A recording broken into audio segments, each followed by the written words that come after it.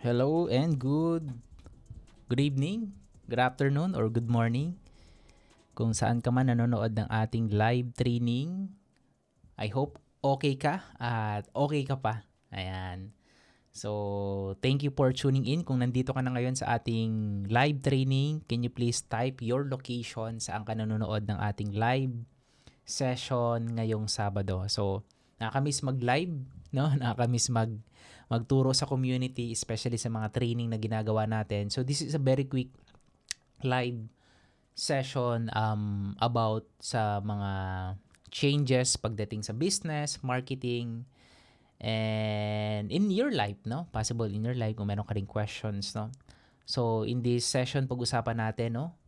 Paano natin masosolve yung mga challenges when it comes on business, marketing, yan. Para kahit na nahihirapan ka, may community, merong support na maibigay sa'yo. Ayan. Kung nahihirapan ka pa sa pag-decide, ano yung gagawin mo sa next move pagdating sa business kasi crisis, 'di ba? Crisis ngayon and hopefully magtuloy-tuloy na mag back to normal. Pero ano yung mindset na dapat meron ka kahit na merong crisis or wala, kaya mo mag-thrive sa ginagawa mo. Yan. Kung nahihirapan ka naman sa sales mo, especially if you're running paid advertising or doing organic marketing, ano yung mga challenge mo dyan sa business mo, no? Prepare your questions, no? Iyon yung sasagutin natin. Yan. Paano mo i-handle yung mindset, no? Sa ginagawa mo. Yan. Pag-usapan din natin yan. So kung may questions ka, go ahead, i-type mo dyan sa baba, no? Pag-usapan natin business, marketing, and life topic this session tonight. Yan. So, my name is Coach J and sa mga hindi nakakalam, ako po ay nakabase sa Cavite. Ayan, meron bang mga taga Cavite dito, no? Na mga followers natin. Kung taga Cavite ka, i-comment mo dyan sa chat section kahit replay mo ito mapapanood. Anong city ka sa Cavite? I'm from General Trias, Cavite. And kahit na hindi ka taga Cavite, comment mo yung location mo, no? Province or city. Yan, para ma-shout out kita. Hi, Charlene, Pasig City. Yan. Si Lorna Ventura ay naka-base sa Bulacan. Saan po kayo sa Bulacan? Ayan. Dati po akong taga Bulacan bago ko mag-Cavite. Si Jem. Hi, Jem. Taga saan ka? Can you please chat your province, no? Wag niyo yung address. Ayan, sige. So, habang pine-prepare nyo yung mga questions nyo, no? Katanungan nyo about sa challenges nyo dyan sa ginagawa nyo na business, no, is let me share my take doon sa mga changes na nangyayari ngayon. And marami rin ako ng mga nakausap, experience talaga na sobrang hirap sobrang hirap magbenta sa mga panahon na yun natin ngayon, no? And the reason dahil yung mga tao is very hesitant sila sa pag purchase online. Kumbaga maraming tao mga nagtitipid. Okay? Ngayon, paano ka makakapag-bounce back? And paano yung strategy mo right now? 'Di ba? And I think kailangan yung offer na meron ka ngayon is something na makaka-help dun sa mga problems nila. Kasi hindi naman nagbago yung market. 'Di ba? Yung market na ginagawa mo ngayon, no? Bigyan kita ng sample of target market, yung health, beauty, or money market, hindi naman nagbago yun eh. So yung tao is, yes, sa health is continuously investing para sa paano gaganda yung kalusugan nila. So still, nag-invest talaga sila ng tuloy-tuloy paano magiging healthy. Ayan. Yan, check ko lang dito sa aking profile. So still, tuloy-tuloy pa rin sila sa pag-invest sa sarili nila. Pangalawa naman, sa beauty market, yes, still malaki yung potential sa beauty market. And kailangan mo lang malaman kung ano yung best product and best solution na pwede mong i-offer dun sa target market mo.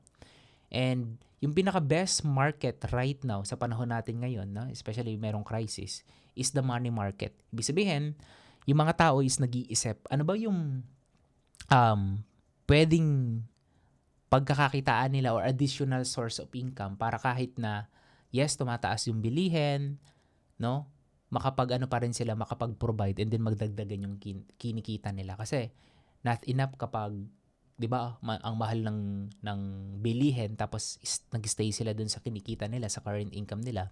So, yung mga tao is looking for ways kung paano nila madadagdagan yung kinikita nila. Kumbaga, pagdating sa money market, opportunity market, may potential talaga. Ayan. So, yun yung mindset, no? Instead na isipin natin, kailan kaya matatapos yung crisis, no? Na-stock up na tayo doon. So, kailangan yung isipin mo, paano ka makakatulong doon sa mga taong na-stock up, no?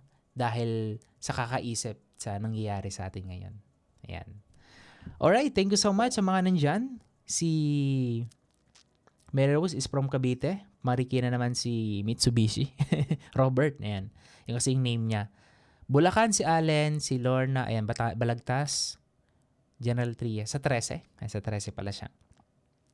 So that's my take, no, na wag tayong maging bottleneck 'yon or ma-stuck tayo dun sa current situation na wala na tayo totally gagawin. And remember pandemic, no? Sino dito yung naalala yung pandemic? Hindi ko 'yun makakalimutan. Yung pandemic that time, way back 2020 'yon, no? 2019 wala pang masyadong effect kasi parang sa ibang bansa pa lang nagsisimula, 'di ba? Nagulat na lang tayo 2020, March decided na yung government is i-lockdown yung Manila. Ayan, bago pa nga nag-Manila muna, no, tapos nag-other provinces. And ang expected ng karamihan is 1 month lang, matatapos na, and then umabot siya ng 2 years, more than 2 years. 'Di ba? So marami yung nabigla doon sa changes, hindi sila prepared sa mga nangyayari.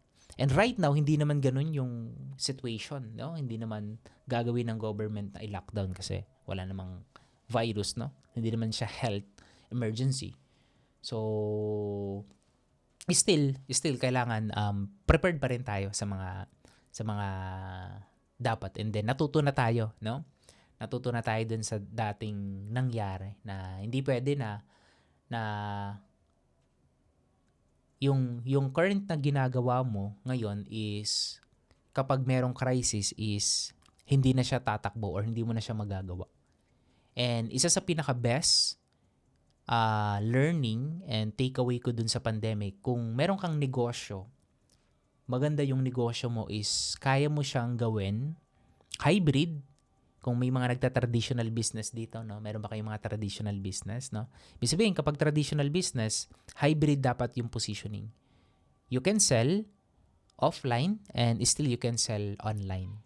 Kung kaya mo siya 100% online, mas maganda yun. Less operational cost.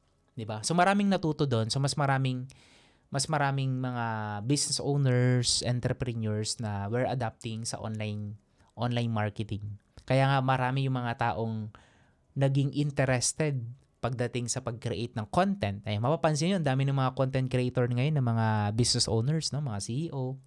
Pangalawa is marami ng mga taong mga business owners din, entrepreneurs na in-explore nila at inaral nila yung paid advertising. Makikita nyo, ang dami na nag-add sa Facebook ngayon, hindi kagaya dati na parang less competition. Ngayon, kahit sino marunong na mag-boost post, marunong na mag-ads, di ba? Kumbaga, mas dumami, no? Mas marami yung mga naging aware sa panahon natin ngayon na kasi may malaking potential. Sobrang laki po talaga ng potential pagdating sa online marketing. So, ikaw, kung nagdadalawang isip ka para sa iba yung online, yan.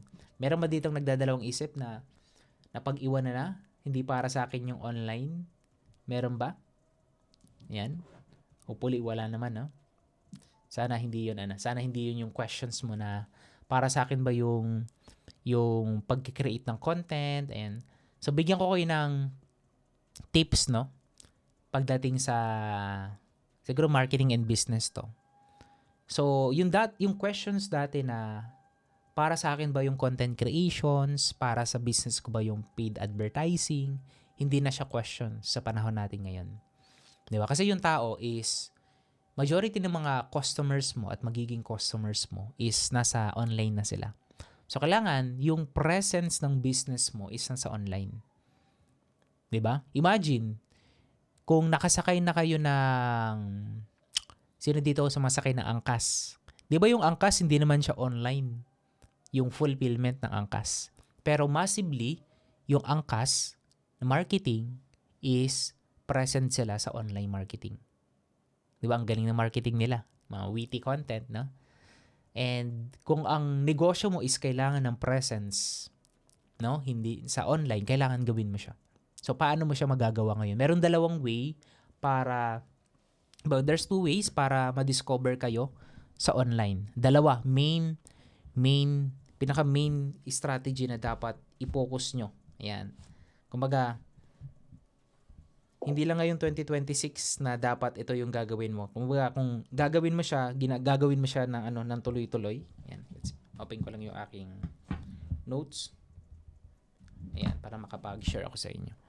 So, basically dito sa strategy na dapat gagawin natin is dalawa. Okay? Ano ba yung two main thing na pwede mong gawin pagdating sa marketing?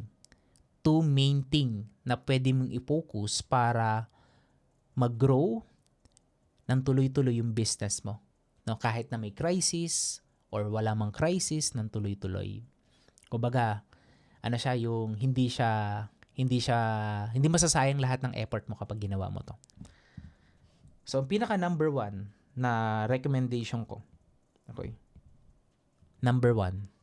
Okay, is build your brand presence. Okay? By the way, online po. Online.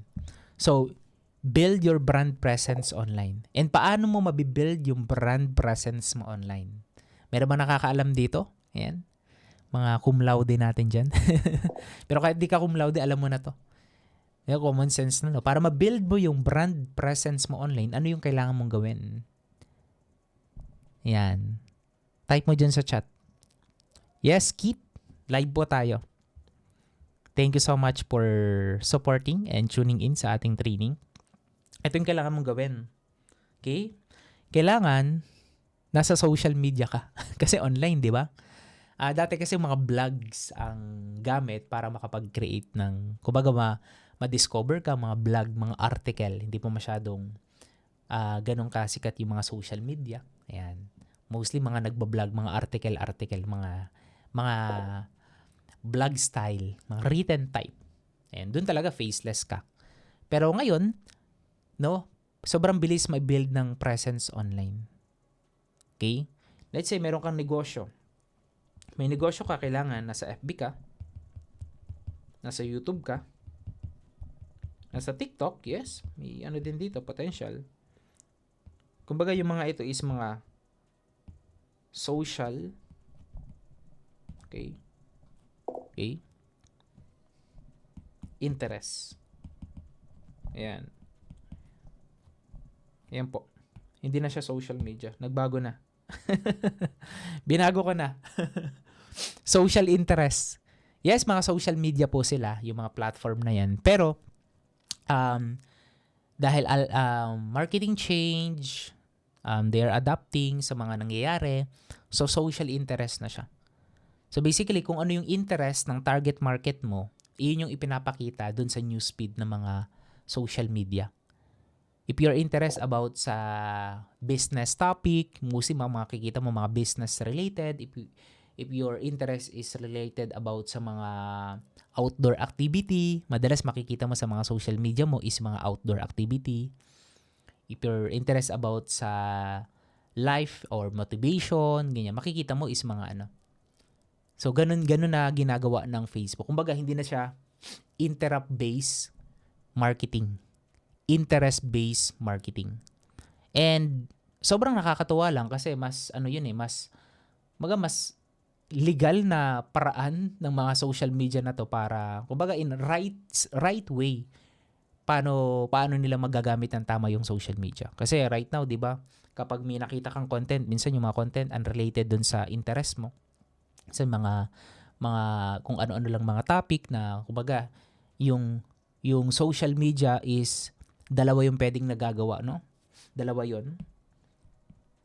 So, unahin natin, syempre good and bad. So, saan ka dito? So, dapat dito ka and dapat ikaw yung content creator na mainly promoting good content. Promoting yung content na makakapag-add ng value, makakapag-influence sa mga younger generation, sa mga anak mo or sa mga someone na nakakakita ng content mo na ginagamit mo yung social media hindi lang para sa personal interest. Ginagamit mo yung social media for doing something good na pwedeng makatulong sa ibang tao. Okay, so wag to.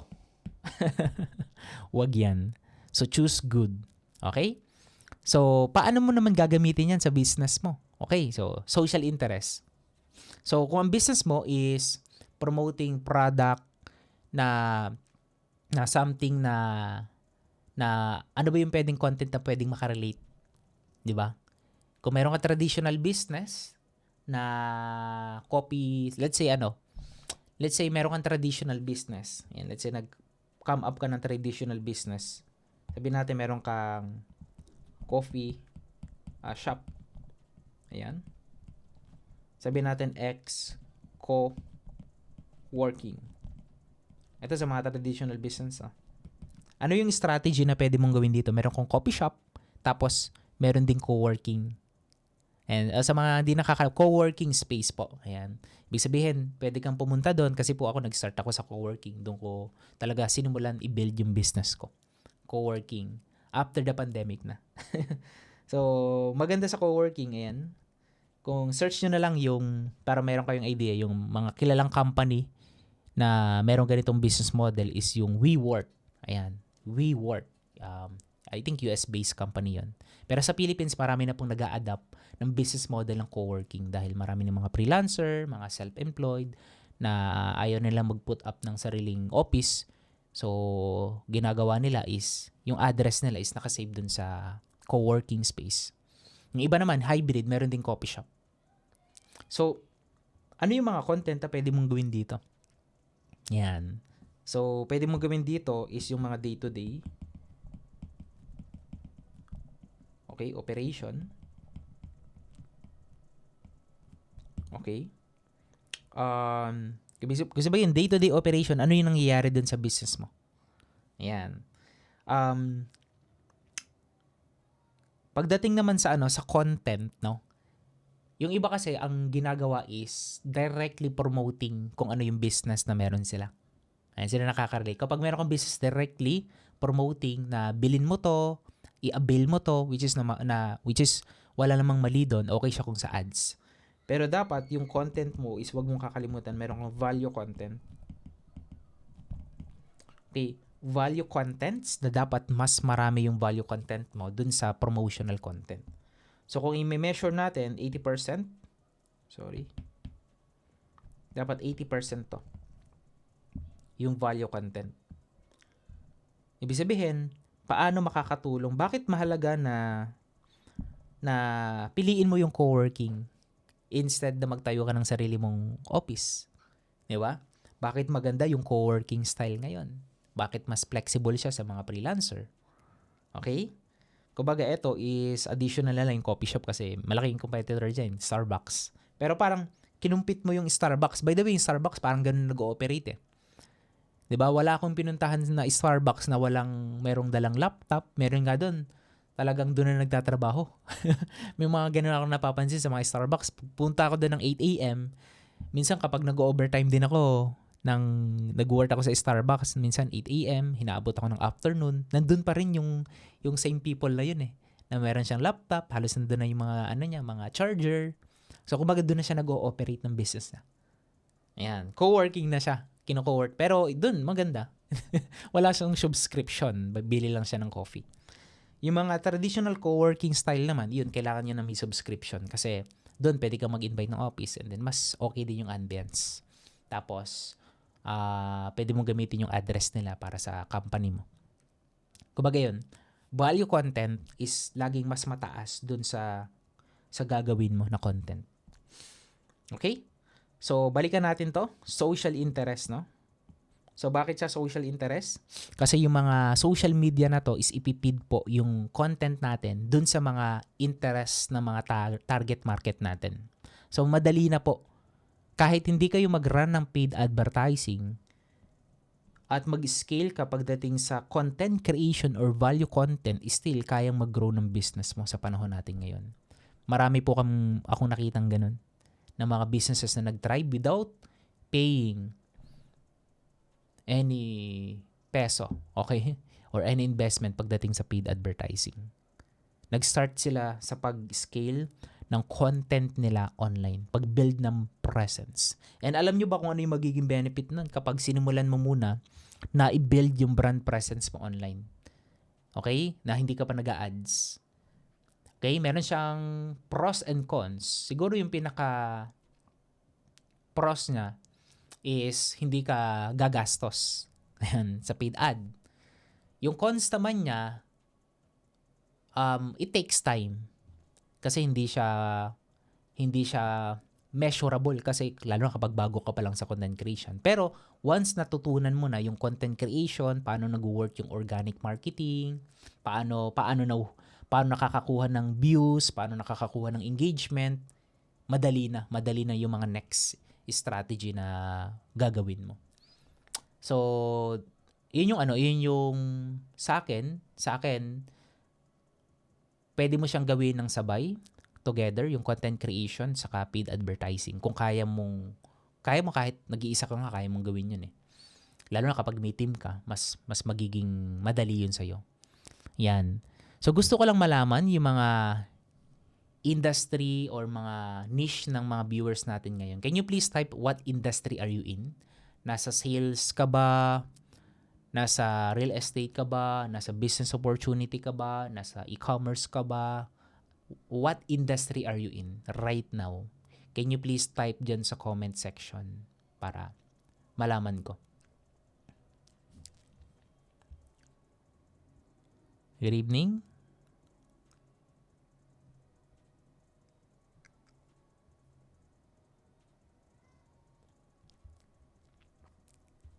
Yan, gusto ko lang malaman yung industry.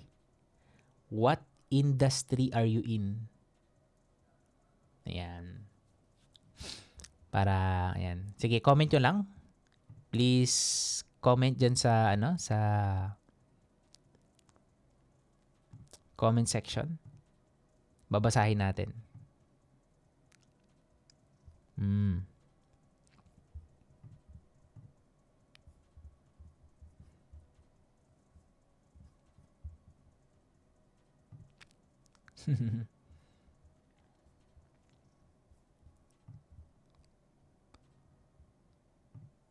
Ayan.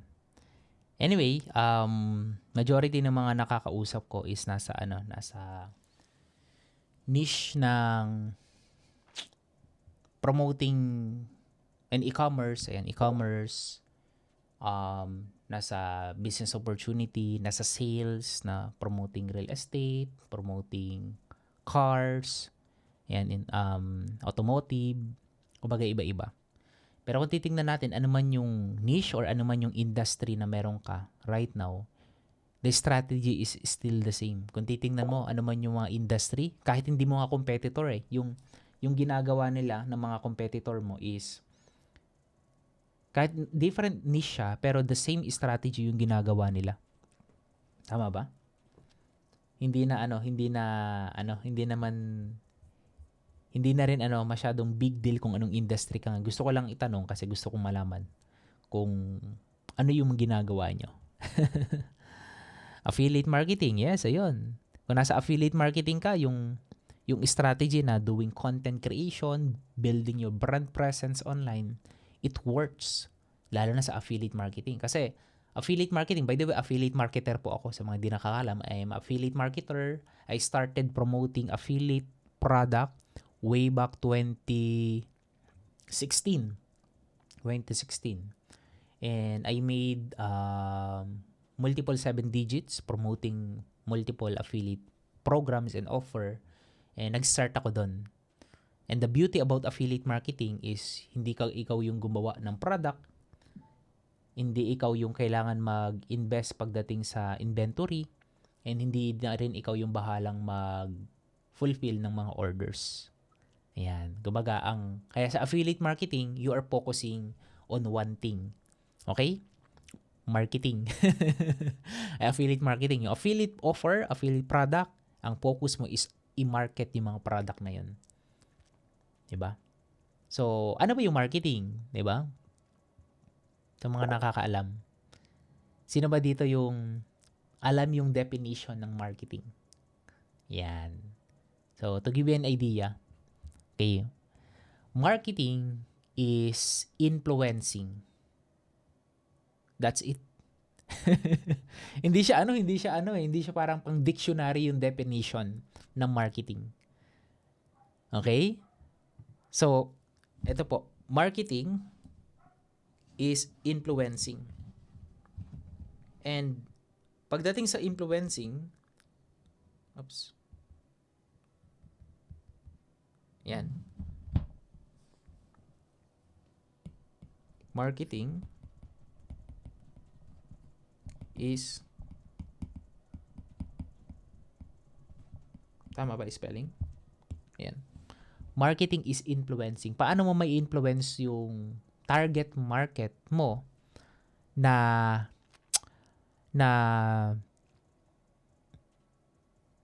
mag-create or mag-decide na i-avail yung ino-offer mo?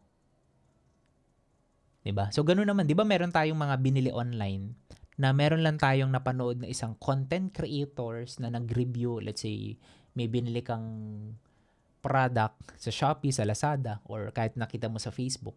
Merong isang tao na nag-influence sa'yo para makapag-decide ka na bilhin yun. Kumbaga, that's smart. Nagawa ng business owners, kung sino man yung gumawa nun, ng team nila, yung goal is i-influence ka na, okay, i-avail or mag-decide na bilhin yung offer. So, marketing plus sales, doon na papasok yung selling or yung sales. So totally magkaiba siya. Sales kasi, yung sales naman is ito na yung pag proseso paano na-convert yung target market na yon sa ino-offer mo. Diba? Yes, yung iba pinagsasabay yon. Usually yung mga nagsisimula ng mga business owners, walang mga ganong department.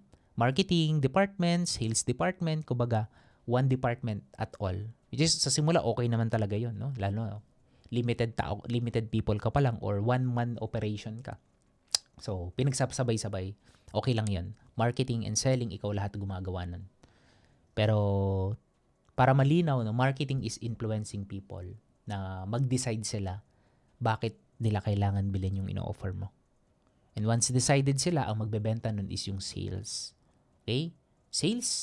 Sales team mo, kung manual yan, or yung sales process mo, paano sila makakapag-purchase, paano sila makakabili, paano sila mag-convert, diba? Yun na yung selling. Ayan.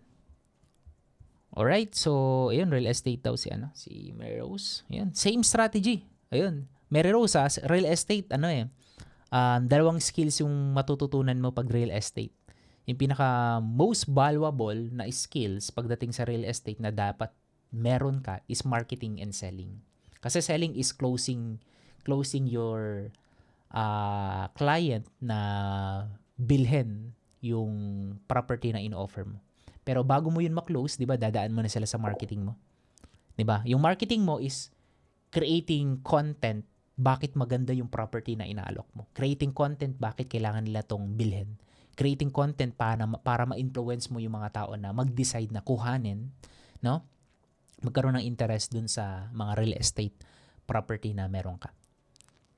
Okay? So, kumbaga, master one thing at a time. I-master mo yung marketing, tapos later on, Kung nahihirapan ka pa sa sales, may mga training naman yan, mga sales people online, marami yan, no? Gusto niyo matuto pagdating sa sales, I highly recommend na i-search niyo yung name ni The Josh. Ayan natin yung page niya. Joshua Vasquez na. Pero ayun, one of my mentor pagdating sa sales. Ayan. Josh Vasquez. Or The Josh. Ayan. Thank you so much, Mary Rose. New subscriber here. Thank you so much pag-subscribe at pag-support sa ating training. Maraming salamat. Kung tingin nyo nakakatulong yung content na to, no? Yung isang like, isang comment, at isang share sa content ko. Ayan, nabayad na po yung araw ko. Ayan. Not just for monetization purposes, but also paano matutulungan. Kasi yung social media is engagement din yan eh. So, the more na maraming nag-i-engage dun sa mga content nyo, the more na yung social media is ipopromote yung mga content mo. Okay? Dun sa mga right people. Ngayon, kung walang nag-i-engage, kahit gaano kaganda yung topic mo, gaano kaganda yung message mo dun sa content mo, kahit gaano kaganda yung effort na binigay ng team mo sa pag-create ng content, kung hindi yan magiging engaging, sayang din. So, one strategy is siguro yun. Pwede nyong i-add yun. So, dapat every time you upload a content, meron kayong strategy na encourage yung mga makakapanood na meron silang gawin na action. Ano yung action na yun? It's either like, it's either a comment, or a share. Very proven po yun. Kahit content creation, yung hindi ka mag-ads, or kahit mag-ads ka, dapat lagi yun yung isa sa mga goal na hindi mawawala. Bago mo sila papuntahin sa website, kailangan na pagawa mo muna yung one thing na yun. It's either nag-like, share nila, or nag-comment sila dun sa content mo. Kasi pag nagawa mo yun, na-achieve mo na yung isang goal mo. Next. Diba? Na-influence mo kasi sila eh. Diba? Hindi mo naman sila napabili na dun sa ino-offer mo. Kasi kung papabilin mo kaagad sila, tapos pag-click nila dun sa website mo, ay hindi pala to para sa akin. Or hindi pa convincing yung offer mo. So, mawawala na. Pero kapag nag-like sila, nag-comment muna dun sa mga content mo, di ba? Kahit hindi sila bumili, natulungan ka nila.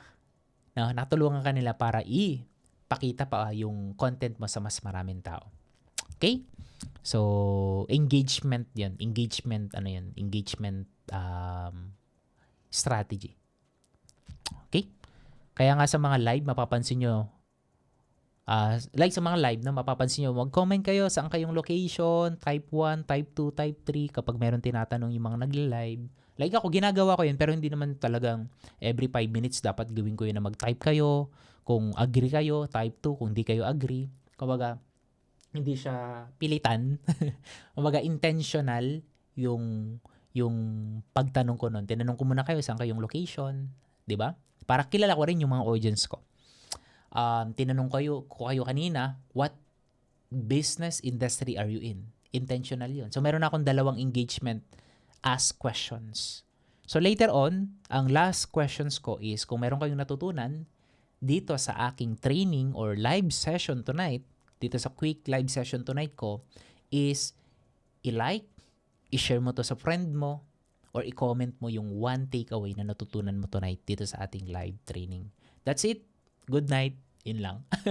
So, ganun yung mga usually na ginagawa ko. Baka pwede nyo ring magamit. Alright? So, marami bang natutunan?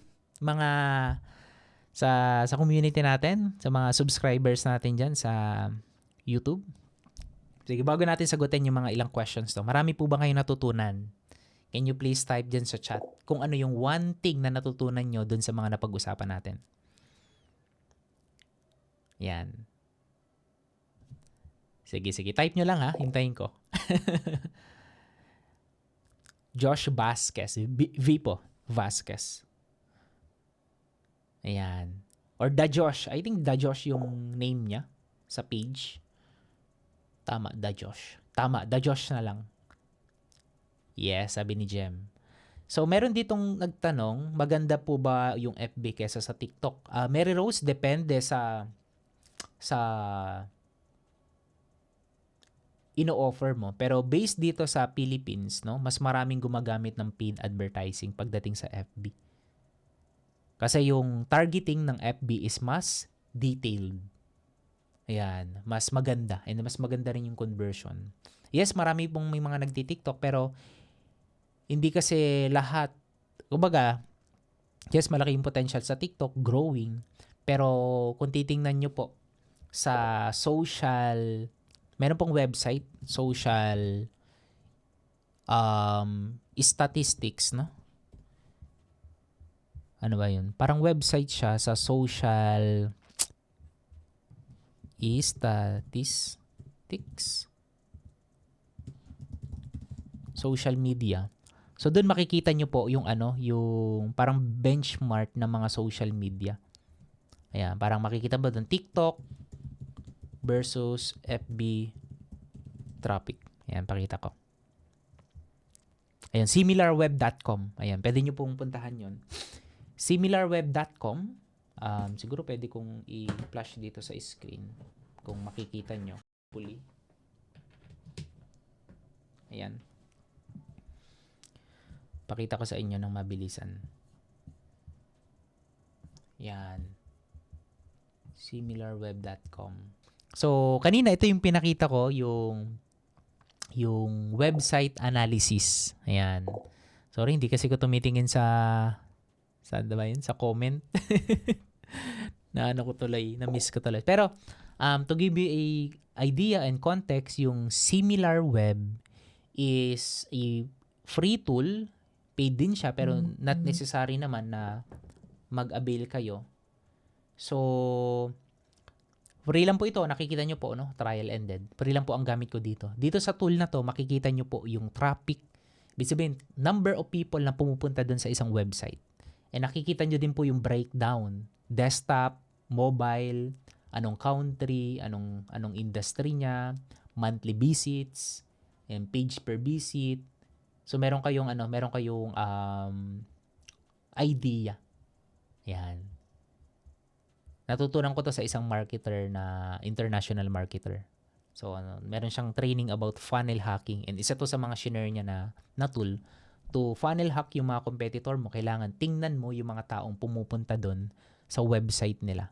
And hindi kasi ibibigay nila yun ng competitor mo eh. But using this tool, malalaman mo number of people. Ibig sabihin, kung meron kang competitor at alam mo yung conversion rate nila, makukompute mo kung ilan yung sales nila monthly. So, sample natin, feastables.com. Business to ni Mr. Beast. Ayan, sa mga nakafollow kay Mr. Beast. So, mga chocolate bar. Ayan. So, dito, almost 500,000 yung monthly visits nito. So, without ads to, ha? Free marketing to ni Mr. Beast. So, isa to sa mga website kung saan makakabili ka ng Feastables, pero still, mabibili mo rin yun sa US. I think sa atin meron na rin yan. Ayan. So, dun yung pinakamalaking sales nila sa offline. So, sa online, let's say 500,000, and then, compute natin, okay? So, 500K times 5% na lang yung conversion. Sabihin natin 5%, which is realistic to. Meron siyang 25,000 orders per month generated dito pa lang sa Feastables online niya. Okay? So, average times $29 yung binibili. So, that's 725,000 US dollar sales per month. So, kung times mo to sa 60, okay, that's 43,500,000 per month yung sales na generate ni Mr. Beast dito sa store niya. Okay, realistic number yun. Hindi man eksakto, pero possible yun yung yung conversion rate based dun sa niya. Kasi usually, Shopify, yan eh. Nasa average conversion rate ng Shopify, nasa 3%. So, si Mr. Beast, branded pa yan. Kaya ginawa natin 5%. So, ngayon, kung may competitor ka, lagay mo lang dito yung website niya, and then, malalaman mo na yung saan ang gagaling yung traffic, anong mobile ba, devices. Ayan. So, isa pa, pakita ko sa inyo. Gymshark. Ito, Gymshark na lang. Clothing. Rest of the word, Gymshark. Monthly visits nila is 2.1 million. Okay, desktop 12%, mobile 87%. Country US. Pero worldwide to. Pwede kang bumili sa Gymshark, fitness clothing brand. Ayan, baka hindi nakakaalam, no. Yan. Okay, compare natin si ano. Compare natin si Nike.com. Nike. Compare natin si Adidas. Adidas. Tama ba? Oops, ayun na. .com. Here we go. Sa tatlo, pwede rin naman. So, makikita nyo dito yung difference, no? Gymshark, yes, ano to, kilala na rin to sa international, nasa $1 billion valuation na rin yung ano nila. So, but Nike, ibang level to, and Adidas. So, makikita nyo dito, sino yung panalo pagdating sa ranking. Si Nike, 100 million per month. Si Adidas, 28.37 million per month. So, alam mo na kung sino yung panalo sa brand pa lang. Ayan o. May breakdown dito. Nakita niya? So, Nike pa rin talaga yung pinaka... I believe Nike. Yung, kahit dati pa rin naman. Kasi mas marami silang mga mga brand ambassador na talagang kilala. Pero, ayun. Adidas, humahabol yan. Tapos, marami pang mga competitors si ano. So, tanggalin natin si Gymshark, no? Yung mga big brand. Nike, Adidas, sabihin natin yung mga booming, ito. Si Anta. Anta.com. Makikita nyo po. Okay? Sobrang layo pa. Si Anta, parang 1 million pa lang. Ayan. So, fan kasi ko ng tatlong brand na to. Hindi lang specific brand. Anta, running, Adidas, mga shoes din, Nike, ito. Solid talaga to. So, yeah, yun yung one way para malaman po natin pagdating sa marketing, one way para ma-identify natin na ano ba yung gaano ba ka massive yung traffic na na-generate ng mga brands na to. And then makikita nyo po dito yung breakdown sa baba. Ayan, makikita nyo po bakit mahalaga yung organic. Kasi sobrang taas ng percentage ng organic. Okay? Nakita nyo po ito, organic. Yung paid baba lang. Oh. So, kung titingnan mo sa graph, parang sabihin natin mga 10% lang yata yung paid ads. Hindi naman. Siguro mga 20%. 20%. Ayan. 20%. Organic pa rin talaga ang pinakamataas ni Nike. Yan.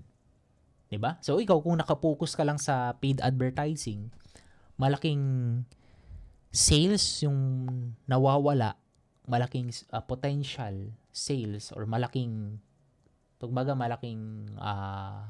reach yung hindi mo na ma-maximize sa social media dahil hindi ka presence pagdating sa online or hindi ka presence pagdating sa pag-create ng content. Okay?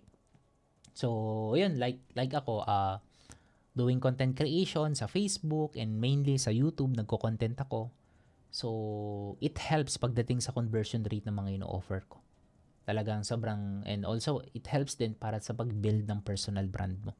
Especially on YouTube, napaka gandang platform ni YouTube kung plan mo na i-build yung personal branding mo. 'Di ba? Pag meron tayong mga bibilin online, search mo na tayo. Example, bibili ka ng iPhone. iPhone 17 review. Punta ka sa YouTube. Hindi ka naman sa Facebook nagse-search, di ba? Sa YouTube lagi. May bibiling ka na bagong product. Let's say, DJI, yung mga bagong DJI ngayon na product. Okay? Lagi kang nagse-search. So, kapag hindi ka nila nakita dun sa mga platform na yon, laki ng potential na sasayang. Diba? Gusto mo malaman paano matuto pagdating sa paid advertising. So mostly ang ginagawa ng mga nakausap ko ng mga business owners, entrepreneur is nagse-search sila sa Facebook, sa YouTube. Ang sine-search nila is ganito. Pakita ko paano nangyayari. Ayan. Ganito nangyayari. Search sila diyan, Facebook Ads tutorial for beginners. Yun yung tinatype nila. So once na yung target market mo is nag-type ng keyword na yun, kahit Facebook ads tutorial, TikTok ads tutorial, pero mainly, I'm focusing on ads, Facebook ads tutorial, Facebook ads niche sa YouTube. So as you can see here, kahit 2 years ago pa yung content ko na to. Ayan 2 years ago pa, is still generating free traffic sa YouTube. Okay? So, nasa na ba si Silly Miller Web? Tanggalin natin to. Ayan, tanggalin natin to ha. Sana pwede pa. Oh, okay. Nalimit na pala ako. Sige, okay lang. Pero i-compare ko sana si Facebook sa si YouTube. Malaki po. Okay? YouTube traffic versus Facebook traffic. Ayan, i-AI na lang natin. So, I think dito, ito. Gusto kong makita yung data. Pero last data, mas marami si YouTube. Okay, YouTube traffic. Search ko lang ha. Last month. Okay.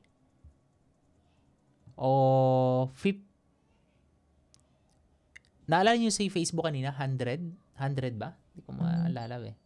Pero si YouTube po is 51.4 or 10 million yata si Facebook. Kalimutan ko na. Pero 50 billion monthly visits. Okay? Ranked as number 2. Yes, tama. Number 2 po. Website globally. So, kung di nagkakamali, 10 billion monthly users si Facebook. So, ang laki ng gap. So, meaning, kapag nasa YouTube ka pala at meron ka mga binebenta, ayan, type mo din sa YouTube yung property na binebenta mo, yung offer na meron ka. Kapag sinearch nila dyan, ikaw yung unang makikita. Ang laki ng potential. Diba? Example, sa mga taga Cavite dito, dapat pag sinearch po yung house and lot, Cavite, or sa amang Pampanga, Bulacan, ikaw yung unang makikita. So kapag ikaw yung unang lumabas dyan, eto, 6 months ago, 10 months ago, sila po yung merong free organic traffic na nag-generate. Ito, My Dream Home, 29,000. And kung titingnan nyo, basic lang yung nila, content. Ayun basic content, 20 minutes. Parang walkthrough. Ayan. Titingnan natin dito, yung engagement, 55 comments. Okay, I think dito na yung CTA niya. Ayan, dito na yun. Tapos inquiries. Okay. Inquiry, number. Yan. So marami kong nakausap ng mga content creator na nasa real estate niche. Maximizing YouTube, promoting yung ino-offer nila, and grabe yung sales dyan na nag-generate. Hindi ko lang sasabihin. Pero ang laki po ng potential. Okay? Kung organic marketing, dapat yung mga content mo is i-upload mo rin sa YouTube. Yes, i-upload mo sa Facebook. Pakita ko po sa inyo yung sample, no? Sample na ginagawa ko. Facebook ads tutorial. Okay, FB page. Parang nagawa ko to eh. Ayan, meron ako dito. Mas marami. Ina-upload ko din po yung content ko sa nakalimutan ko lang specific content na yan. Pero, ginagawa ko, yung mga content ko sa Facebook is ina-upload ko din po. Sa YouTube, ina-upload ko din dun sa Facebook page ko or sa profile ko. Dati hindi ko siya ginagawa, which is yun yung mali na nakalimutan ko. Tingnan ko yung pinaka-recent video. Mga tutorial. I think ito yon. May mga tutorial ako na ginawa about sa Facebook ads. Ito po. Ayan. Facebook ads pixel. 1K views. Okay. Konti lang. Step-by-step tutorial. Facebook business page. 16,000 views a year ago. So, punta tayo sa Facebook. J. Gregorio po. J. Gregorio. Punta tayo sa Reels. And makikita nyo po dito, Hanapin natin yung same topic ito mismo. I think nandito pa yon. Ayan. Marami dyan. May mix na to, mga fitness, ayan. Documentation, business related. I think ito yon. Ito, isa din to. 59,000. I think yung video na to is, nandito yon. Hindi ko lang alam kung ano specific na video yun. Pero hanapin natin yung page. Page topic, how to create a business page. Nandito yon. Ayan, yan. Malapit na po. Market research. Tips. Ito po. Nakita niyo po ito. 200,000. Ito po. In this video, pag-uusapan natin how to create a Ito. How to create a Facebook business page. Step-by-step tutorial. Copy ko po yung title Ito. Nakita nyo? Wala po itong ads. Organic po ito. Sa YouTube, generated over ay 16,000. Okay? welcome dito. Tama, ito yun. Same video. Same video po yan. So, same video uploading the same platform, different platform. Sa YouTube, generated 16,000 views, which is happy na ako dyan. And sa Facebook, generated over 211,000 views. Yan po. Kumbaga, isang beses mo lang ginawa yung content pero i-re-upload mo. Sa TikTok, hindi masyado. Pero siguro kung meron man 2 main platform na ipopokus ka sa business mo, number 1 is YouTube, second is Facebook. Pwede mong pagpalitin. Number 1 is Facebook, number 2 is YouTube. Nasa sayo. Pero dapat hindi mo makakalimutan na re-upload yung mga content mo sa dalawang platform na yon. Additional platform, pwede mo i-upload sa TikTok kung kaya pa ng time mo. May mga tools naman online. Pero one effort lang ang ginawa mo. 'Di ba? Marami bang nakuhang tips doon na pwede palang gawin yun? Gagawa ko ng isang content tapos i-upload ko sa sa different platform. Pwede po yun. Pwedeng different edit. Ako hindi ko na different edit Same edit na lang. Landscape. Kung landscape na lang din. Ayan. I hope sa mga viewers natin is nakakuha kayo ng valuable tips ngayon dito sa ating quick live Q&A. Very quick lang sana to. Mag-walk pa ako after nito. So, ayun yung mindset na sana is nakuha natin dito sa ating quick training is, yes, may mga struggles man sa ginagawa natin. Marami mang mga pagsubok na pinagdadaanan tayo sa business, life, day-to-day operation ng negosyo natin. Pero wag nating kalimutan na hindi naman natin laban to mag-isa. Yan. So always ask a wisdom kay Lord na bigyan tayo ng strength, bigyan tayo ng wisdom paano ba i-work out. Kasi kung ikaw lang yung magdi-decide ng lahat ng bagay, most of the time nagkakamali ka. Pero if you ask a wisdom, if you ask guidance kay Lord, confident ka dun sa mga decision na gagawin mo. And mas magiging smooth din kahit na mabigat yung mga pinagdadaanan mo, challenging, mas nagiging magaan dahil kasama mo si Lord sa day-to-day na ginagawa mo. Ayan. So, maraming salamat. That's a quick motivation tonight. Thank you for tuning in. Kung nakukuha ka ng value, huwag mo kalimutan na i-like, i-comment, at i-share yung ating training. Don't forget to subscribe sa mga followers natin sa YouTube at hindi pa nakasubscribe. Click mo yung subscribe. Ayan. Maraming salamat. God bless everyone and hope to see you soon sa mga next live session natin.